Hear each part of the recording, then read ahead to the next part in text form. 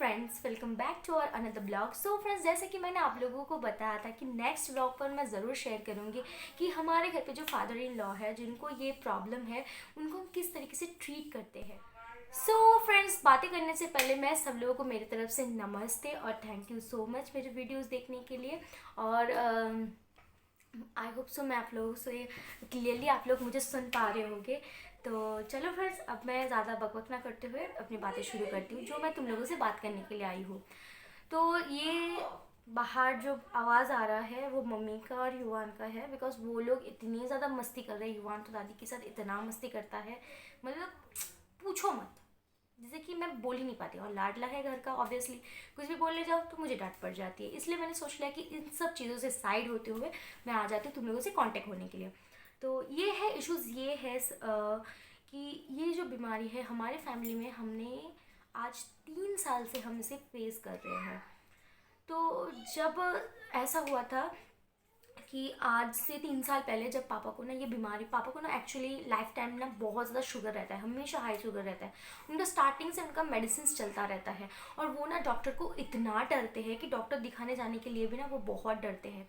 तो एक दिन ऐसा हो रहा था कि मेरे ना टीथ में कुछ प्रॉब्लम आ रही थी, मैं जा रही थी डॉक्टर के पास। तो मैंने फिर उन्हें बोला कि पापा आप चल लो यार, आप क्यों इतने ऐसे कर रहे हो, आप स्पाइसी वगैरह खाना खा भी नहीं पाते हो, और तब भी आप डॉक्टर के पास नहीं जा रहे हो। तो पापा बोलते हैं नहीं, दुकान पे काम है और दुकान छोड़ के हम लोग कैसे जा सकते हैं। इसलिए ना पापा नहीं जाते थे, इतना डरते थे।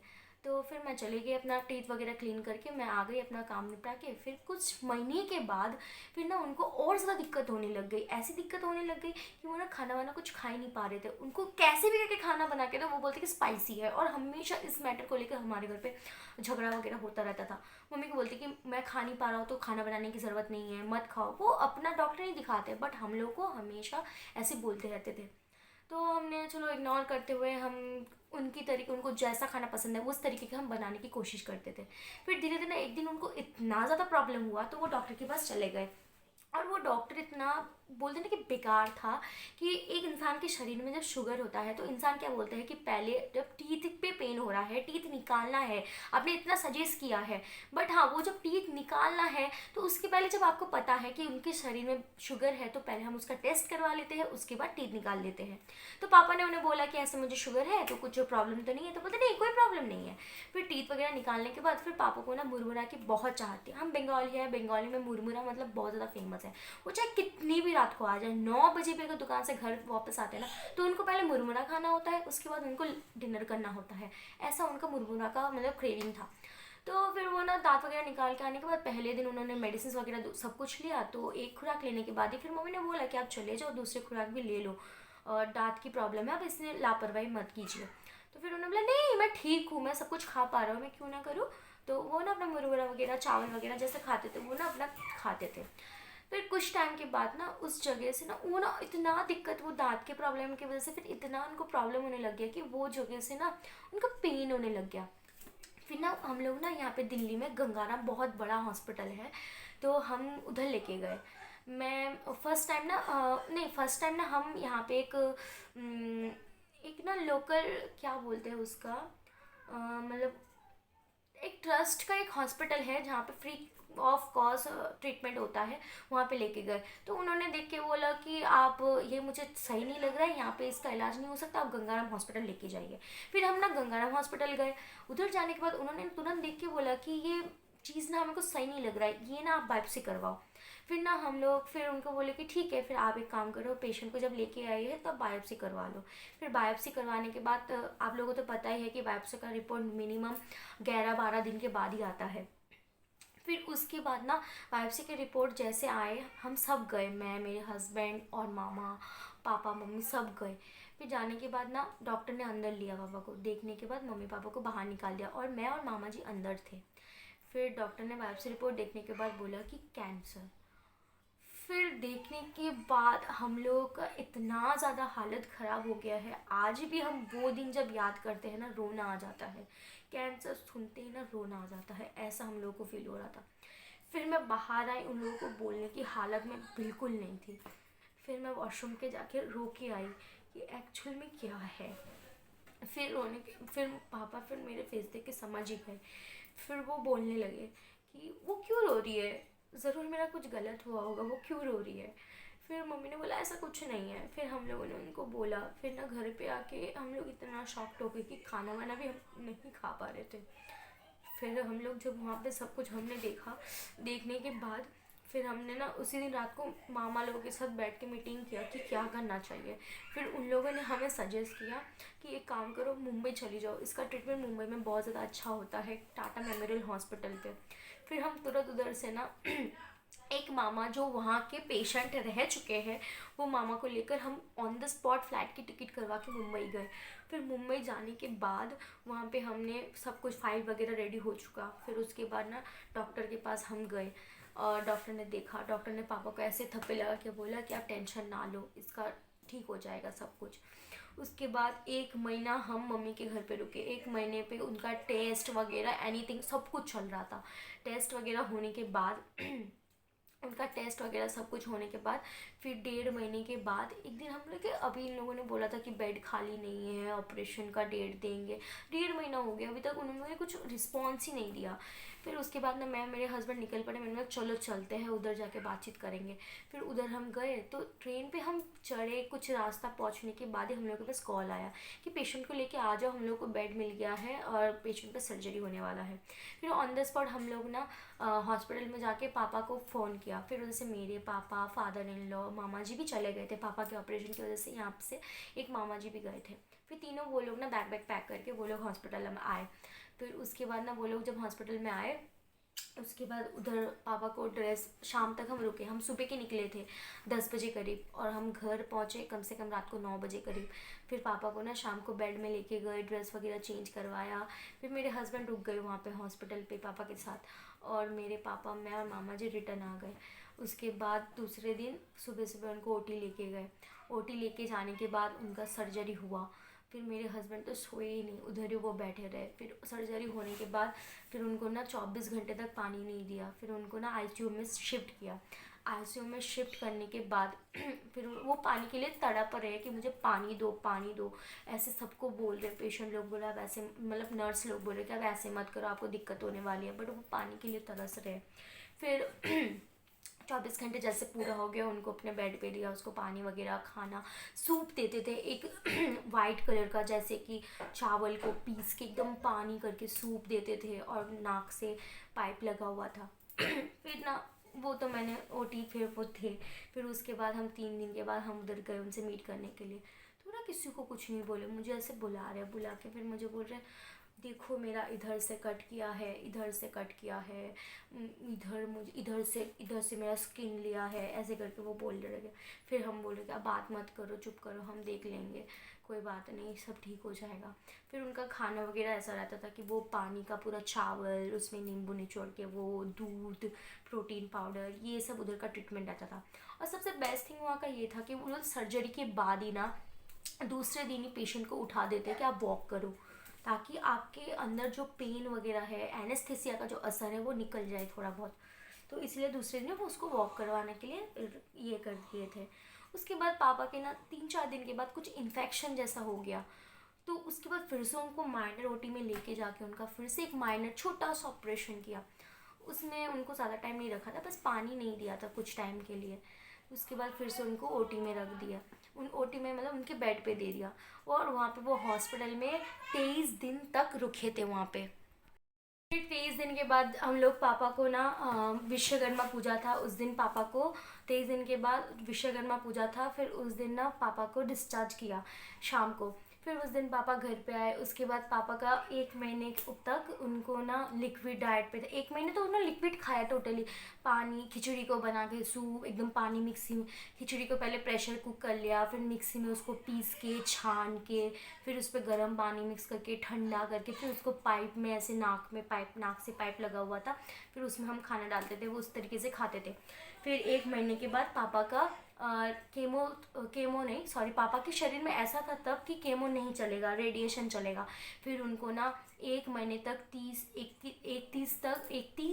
30 उनको रेडिएशन हुआ। पर दिन हम लोग जब जब हम लोग को कॉल आता था, मैं और पापा सुबह सुबह उठ के फिर शाम को जाना पड़ता था। वो तो अलग ही बात है कि ट्रेन पे, और मुंबई की ट्रेन के ट्रैवल, ओ माय गॉड, उसलिए पापा को हम लोग क्या करते हैंडीकैप डब्बे में उनको बिठा देते थे, क्योंकि उनको वहाँ पे सीट मिल जाता था। फिर हम लोग ऐसे मुश्किल से लटक लटक के बैग बैग लेकर बहुत भीड़ में ट्रैवल करने पड़ते थे। आखिर में बहुत ऐसे कैंसर पेशेंट है जिनको इस तरीके से वहाँ पे ट्रैवल करना पड़ता है। तो फिर फाइनली हम लोग उसके ये रेडिएशन थेरेपी कंप्लीट होने के बाद फिर और वहाँ पे हम लोग 7-8 महीने रुके थे पापा के पूरे ट्रीटमेंट के लिए। हाँ, मानती हूँ कि घर का कुछ हमें खर्चा नहीं लगा, बट जो ट्रैवलिंग, जो मेहनत, जो सब कुछ हम लोग को लगा बहुत मुश्किल था वहाँ पे। फिर उसके बाद हम पापा को फाइनली दिल्ली लेके आए। यहाँ पे कुछ टाइम रुकने के बाद पापा को कुछ टाइम के लिए हमने गाँव में भेज दिया। फिर पापा वहाँ पे गांव में बहुत अच्छे थे, फॉलोअप के लिए 2-3 बार मुंबई गए, अच्छे ही थे, उनका ट्रीटमेंट अच्छा ही चल रहा था। फिर उसके बाद जो हुआ कि 1.5 महीना रुका, फिर मतलब फर्स्ट कोरोना का जो लॉकडाउन था उसमें भी पापा बहुत अच्छे थे। इतना उधर का ट्रीटमेंट इतना अच्छा था कि पापा इतनी जल्दी रिकवर कर गए कि वो बाइक चला के सब कुछ, कहाँ जाना वगैरह सब कुछ वो कर लेते थे, इतना ज़्यादा एक्टिव हो गए थे। फिर 1.5 महीना वो फॉलोअप के लिए जा नहीं पा रहे थे क्योंकि वो गांव में थे, गांव में रुक गए थे। गांव का नेचर वगैरह बहुत अच्छा है, खाना वगैरह उनको अच्छा मिल रहा था। फिर ना एक्चुअली इशू ये हो गया कि लॉकडाउन की वजह से ट्रेन वगैरह नहीं चल रहा था और इसीलिए वो लोग नहीं जा पा रहे थे। तो वो तो निपट गया। फिर ना जब वो उनको फिर हमने दिल्ली पे बुलाया, जब थोड़ा फर्स्ट लॉकडाउन खुल गया, फिर जैसे हम उनको घर बुलाए, फिर इधर से उनको मतलब ट्रीटमेंट फिर से उनको फॉलोअप के लिए भेजा। तब तक मैं ठीक था। फिर सेकेंड लॉकडाउन के बाद पापा को अगेन आया और उसके बाद उनको फिर से वो प्रॉब्लम हुआ। यहाँ पे तब क्या हुआ था, जब फर्स्ट जो सर्जरी हुआ था ना, तो यहाँ पे ना उनको जो दांत है वो निकाल दिया गया था। और सेकेंड बार जो आया, उसी दांतों की मसूड़ की वजह से दो ना मटर के दाने की तरह चमड़ी बढ़ गई। फिर पापा अचानक वो फॉलोअप में, जैसे कि 1 हफ्ते बाद जाना है, और पापा हमें बता रहे कि देखो ये मुझे कैसा हो गया। फिर हमने बोला कि आप तो अभी जाने वाले हो फॉलोअप में, तो तब आप डॉक्टर से पूछ लेना। फिर डॉक्टर के पास गए, डॉक्टर के पास जाने के बाद डॉक्टर ने फिर तुरंत बोला कि डाउट है, आप ना इसका बायोप्सी करवाओ। बायोप्सी मतलब तो सब हम लोग को डाउट हो ही गया।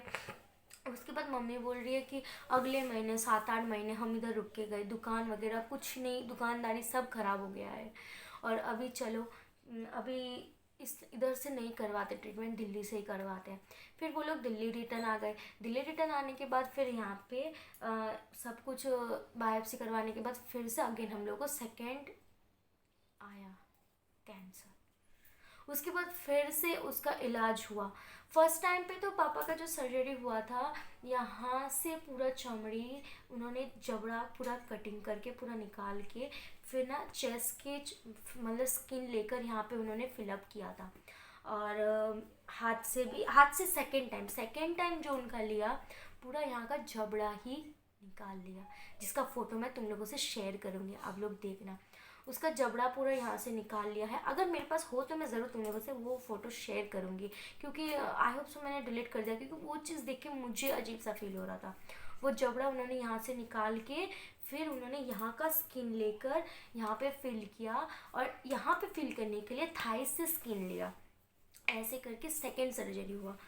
बट सेकेंड सर्जरी पे उन्होंने 6-7 महीने उन्होंने बहुत अच्छे से, बट सक्सेसफुली नहीं था, बट ठीक था। फिर जो सेकेंड सर्जरी के बाद ना डॉक्टर ने जो बताया कि यहाँ पे उनको 3 गांठ बने हैं। 3 गांठ डॉक्टर बोले हमने निकाल दिया है, बट एक गांठ उनके अंदर ही फट गया है।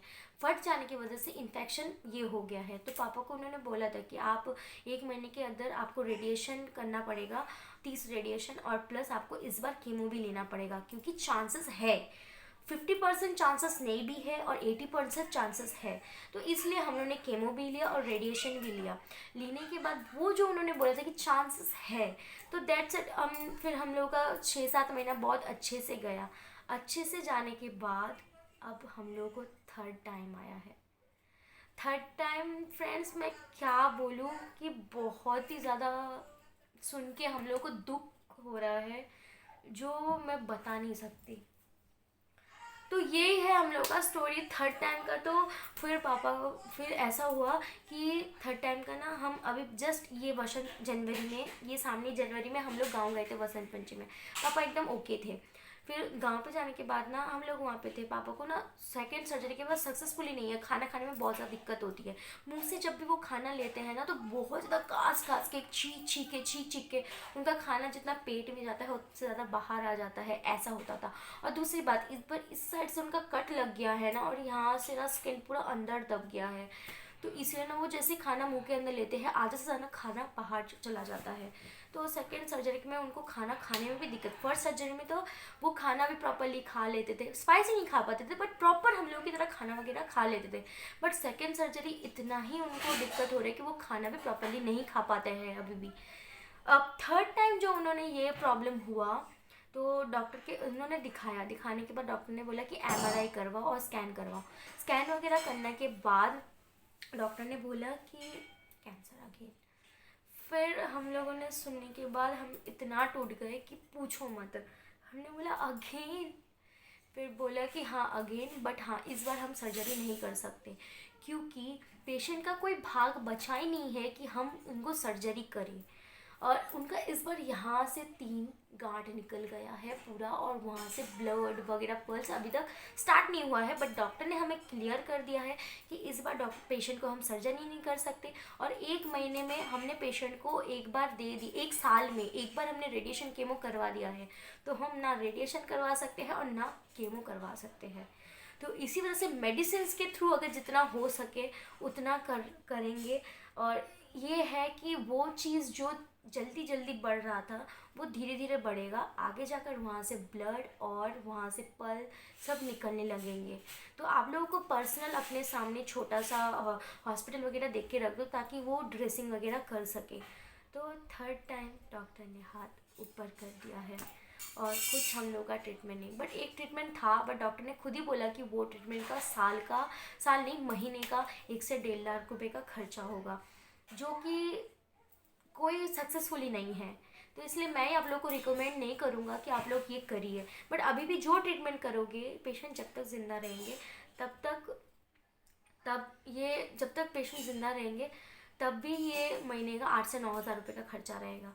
और पेशेंट अभी ढंग से खाना भी नहीं खा पाते, अभी दिन दिन जितना हम उनको देख रहे हैं ना फ्रेंड्स, बहुत दिल टूट रहा है, जैसे कि मतलब रोना आ रहा है, बोलने के लिए भी कुछ भी नहीं है कि हम इंसान के ट्रीटमेंट भी नहीं करवा पा रहे। और ऐसा है हम लोग की किस्मत, जब हम खड़े होते हैं ना तब भी हमें भगवान नीचे गिरा देते हैं, जब भी हम खड़े होते हैं हमें नीचे गिरा देते हैं। कौन से जन्म का हमने पाप किया था पता नहीं कि अपनी फैमिली में एक इंसान को हम इस तरीके से देख रहे हैं। इतना दुख होता है उन्हें देख के, जब वो खाना, स्पेशली वो फूडी लवर थे, जब भी वो खाना वगैरह देखते थे ना उनको बहुत खाना खाने की क्रेविंग थी। आज वो नहीं खा पाते हैं, इतना प्रॉब्लम है। बट हाँ इंसान ज़िंदा है, अभी भी ट्रीटमेंट चल रहा है। तो चलो फ्रेंड्स, आज का ब्लॉग मैं यहीं पे एंड करती हूँ, फिर से मैं अगेन मिलूँगी न्यू ब्लॉग के साथ, और मैं और भी आप लोगों से पापा के बारे में बहुत कुछ शेयर करने की कोशिश करूँगी। तो चलो friends, bye and take care and good night. फिर से मैं मिलूँगी एक न्यू वीडियो के साथ। और वीडियो अगर अच्छा लगे तो प्लीज़ मुझे लाइक कमेंट शेयर और सब्सक्राइब कीजिए, बिकॉज आप लोगों के सपोर्ट की मुझे बहुत ज़रूरत है।